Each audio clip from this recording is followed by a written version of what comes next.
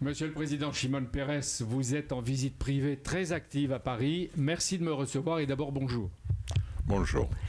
Je disais que les Français se fâchent quelquefois avec l'État d'Israël, mais jamais avec vous. En France, vous êtes chez vous. Vous le savez. Merci beaucoup. C'est aussi mon sentiment et je remercie beaucoup. Vous avez fréquenté tous les présidents de la Ve République. Pendant votre séjour, vous avez vu François Hollande. Au Mali, la France fait en ce moment la guerre à Al-Qaïda Maghreb. Elle prend des risques. Est-ce que vous lui donnez raison à la France? Complètement. Je pense qu'il était un service pour sauver l'Afrique des menaces de terrorisme. Si les terreurs en Mali gagnaient la guerre, ça peut devenir une catastrophe pour les continents africains entièrement. Il faut protéger à la fois l'Afrique et nous-mêmes. Oui, parce qu'il n'est pas les autres qui peuvent faire cela. C'était un service français pour l'Afrique. Est-ce que vous craignez, Shimon Peres, en Europe et même en France, une montée de la xénophobie, de l'islamophobie et de l'antisémitisme, à partir de ce que vous avez entendu ici? Peut-être pour le moment, mais j'ai trouvé aussi aujourd'hui les imams musulmans qui parlaient avec beaucoup de courage et de raison. Et il faut lutter contre C'est un processus qui n'est pas terminé. C'est-à-dire les deux côtés ou les tous côtés, il faut trouver une voie pour vivre ensemble. C'est un monde qu'il faut respecter les différences, pas seulement l'égalité. Shimon Peres, un jour vous m'avez confié que les deux ennemis numéro un sont la Syrie et l'Iran. Est-ce qu'Israël empêchera par tous les moyens l'Iran de posséder la bombe atomique? Tous les moyens. Il faut ajouter que c'est une menace pour le monde entier, pas seulement pour Israël. Il y aura aujourd'hui une coalition avec un plan pour arrêter cette menace-là. Quelle coalition? Américaine et européenne, ensemble. Et, par quels moyens? En dehors des sanctions dont on parle? Avec les pressions économiques, mais on dit que toutes les autres options sont sur la table.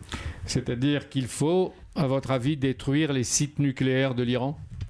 Il faut préférer commencer avec les moyens non militaires, mais il faut dire clairement aux Iraniens que leur choix, c'est entre les moyens économiques ou les autres moyens qui sont extrêmement dangereux pour eux. C'est-à-dire qu'Israël ne peut pas se contenter d'attendre. Israël participait dans cette coalition complètement. En Syrie, Bachar el-Assad réaffirme qu'il ne quittera jamais le pouvoir. La situation est reconnue par tout le monde effroyable. Laurent Fabius vous a parlé hier d'une levée possible de l'embargo des armes à destination de l'opposition syrienne. Est-ce qu'il faut lui livrer des armes, à votre avis? À mon avis, il faut chercher une solution plus forte, plus claire. À mon avis, il faut que la Ligue arabe va intervenir dans la situation en Syrie, parce que Syrie, c'est un État arabe, un membre de la Ligue arabe. Et c'est pour les Arabes résoudre cette question avec le soutien des Nations Unies. Mais la Ligue arabe, il faut la réveiller parce qu'elle sommeille. Vous avez demandé à François Hollande d'aider le Liban à se débarrasser des Hezbollah qui envoient des soldats se battre avec l'armée de Bachar el-Assad. Pour vous, et vous allez le dire devant les 27 pays réunis dans le Parlement européen, tout à l'heure à midi à Strasbourg, vous allez dire que c'est une organisation terroriste, le Hezbollah. C'est vrai. Il faut les mêmes lignes politiques pour tous les 27. Terreur, c'est le terreur pour tous. Il n'est pas un terreur pour un pays et qui n'existe pas pour les autres. Le terreur, c'est mondial. Il faut arrêter. Et il faut une réponse mondiale. Oui. Est-ce que ça veut dire que vous voulez que l'Europe mette le Hezbollah sur la liste des organisations terroristes? Ce n'est pas mon vol seulement. C'est nécessaire pour l'Europe, pour se défendre contre le terreur. Et François Hollande vous a dit que pour les Français, c'était possible de l'inscrire sur la liste? Je pense que le président me réplique qu'il va prendre cette question-là dans l'Union européenne. Dans quelques jours, il y aura un nouveau pape. Avec Benoît XVI, Israël a eu de bonnes relations. Et vous dites quelquefois qu'il a été, Benoît XVI, un grand pape et un grand penseur. Pour le Proche-Orient et pour la paix, qu'est-ce que vous attendez du prochain pape? Je pense qu'il est leader spirituel et religieux peut jouer un rôle important pour la paix. Le pape acceptait ce rôle. Je pense que les religions en place de soutien des forces terroristiques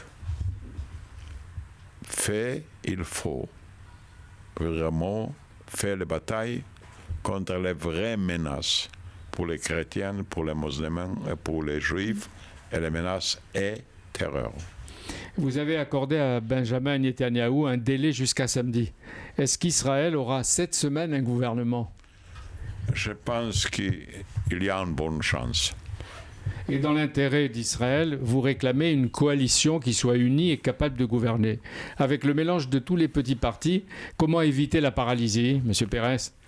Israël, traditionnellement, créait un gouvernement de caractère de coalition.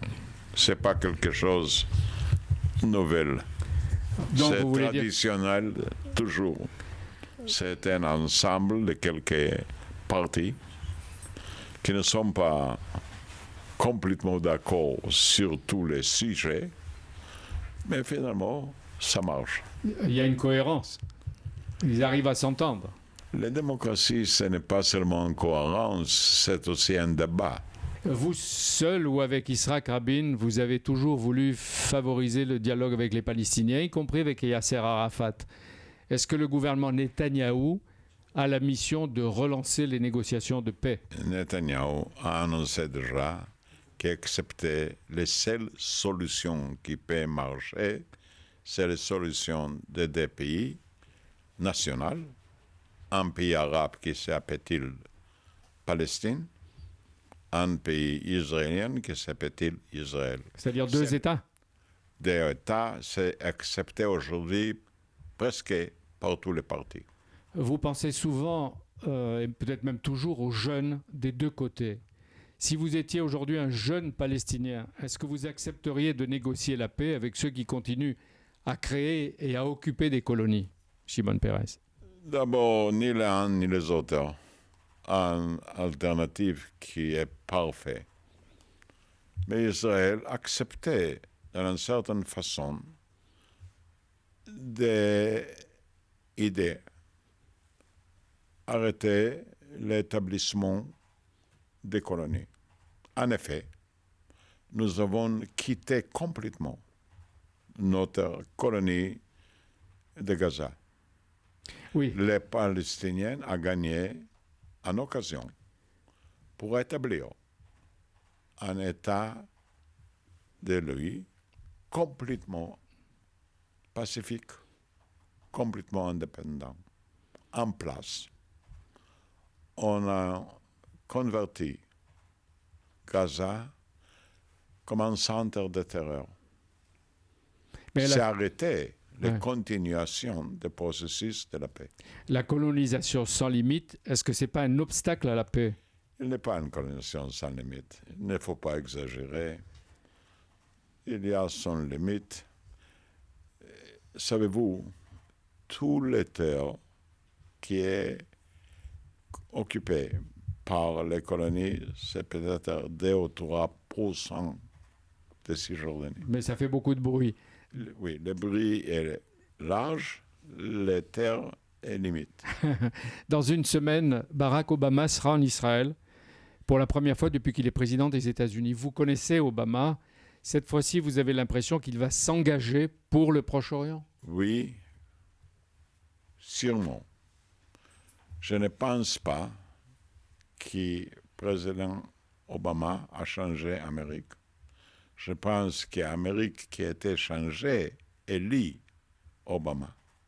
Et donc, il peut s'occuper du Et Proche-Orient. donc, il va continuer les politiques traditionnelles et profondes américaines.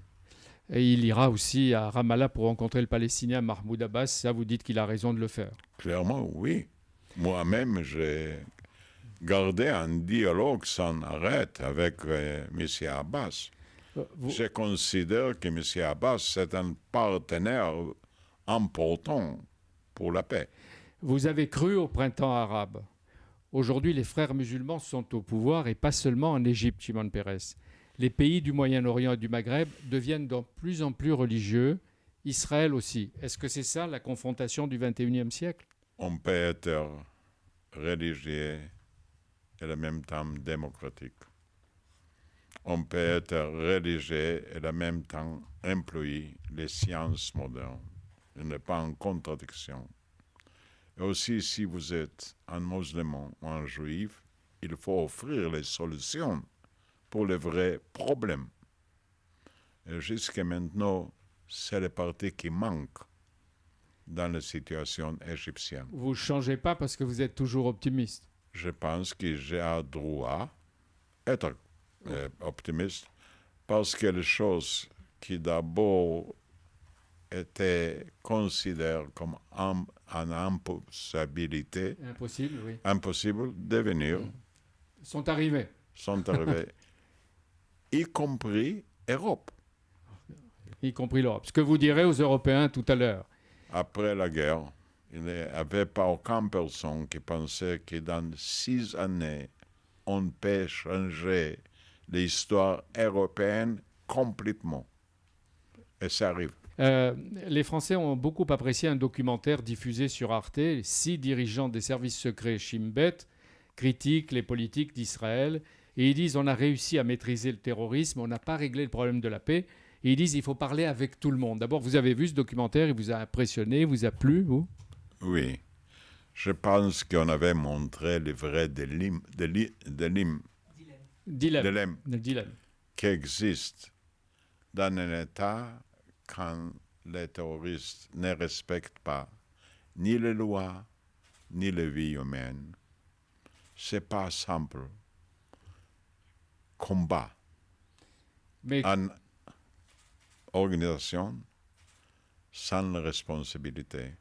Il faut chercher les vrais moyens qui est effectif d'un un côté et qui garder et respecter les lois dans les autres côtés. Et ce film-là montrait vraiment les difficultés de faire le choix. ce qui a frappé, c'est la preuve de la démocratie, c'est que 6 chefs des services secrets ont pu s'exprimer aussi librement et franchement, publiquement. Non, quand quelqu'un devenir une bombe qui peut exploser dans quelques minutes, il faut arrêter cela. Shimon Peres, vous ne cachez jamais votre âge. Non, je suis très fier, je suis très jeune. Oui. Combien 90. Bientôt 90 ans au mois d'août. Dans les 2 ou 3 semaines. Et on va fêter ça. Adonai, une fois m'a dit que le vrai problème dans la vie, c'est les premiers 90 ans. Après, ce n'est pas le problème. Vous avez le temps. Comme dit Maurice Lévy, vous êtes le symbole vivant de toute l'histoire d'Israël, de Ben Gurion et Golda Meir, à Netanyahou, en passant par Rabin et Sharon. Maintenant les Israéliens vous découvrent peut-être et vous aiment. Vous êtes devenu le grand sage. Est-ce que c'est un rôle qui vous convient? Mon cher ami, je ne suis pas un symbole, je suis un humain être. Oui. Et je n'ai pas prédivorcé mon existence comme une personne. Oui, mais Là, vous êtes trop modeste. Je suis un symbole. Oui, oui, oui, vous n'êtes pas un symbole. Mais en même temps, vous êtes toujours présent et actif. François Hollande vous a promis une visite officielle en Israël. Oui, c'est vrai. Il ira, il vous l'a dit. Oui. Et président Shimon Peres, merci d'avoir reçu Europe 1. Merci d'avoir parlé français, un petit effort. Hein? Excusez mon faute parce que je n'ai pas beaucoup d'occasion de parler en français autant de temps. Oui, oui, oui. oui J'ai mais... oublié un mot. Non, mais non. En tout cas, ça. vous avez fait cet effort Oui. et merci à Gisèle Abazone qui normalement est votre excellente interprète, mais qui n'a pas pu traduire. À bientôt à Paris parce que vous allez revenir en visite d'État. Merci. Merci Tout à à vous. l'heure. À tout à l'heure.